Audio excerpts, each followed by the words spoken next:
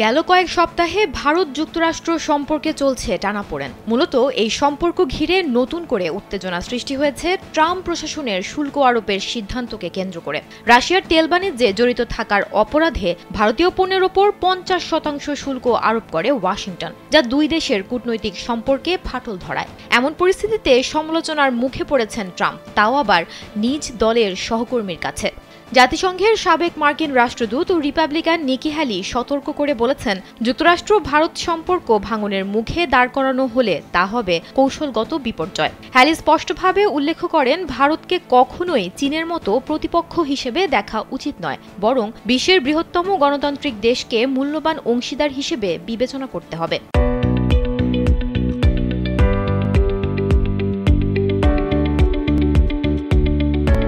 তার মতে, চীনকে মোকাবেলায় ও বৈশ্বিক ভারসাম্য রক্ষায় ভারতের ভূমিকাই যথেষ্ট গুরুত্বপূর্ণ।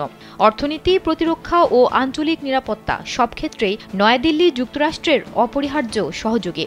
ভারতকে শত্রু নয়, বরং মিত্র বানাতে হবে। তিনি মনে করিয়ে দেন, ভারত বিশ্বের সবচেয়ে দ্রুত বর্ধনশীল ও অন্যতম প্রধান অর্থনীতির দেশ।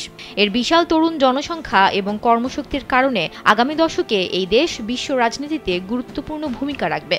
চীনের ক্ষমতা বৃদ্ধির উচ্চাকাঙ্ক্ষাকে রুখতে ভারতের এই উত্থান মুক্ত বিশ্বের জন্য একটি আশীর্বাদ। নিকি হ্যালির ভাষায়, একটি গণতান্ত্রিক ভারতের উত্থান মুক্ত বিশ্বের জন্য কোনো হুমকি নয়, বরং এটি আরও বেশি শক্তি যোগাবে।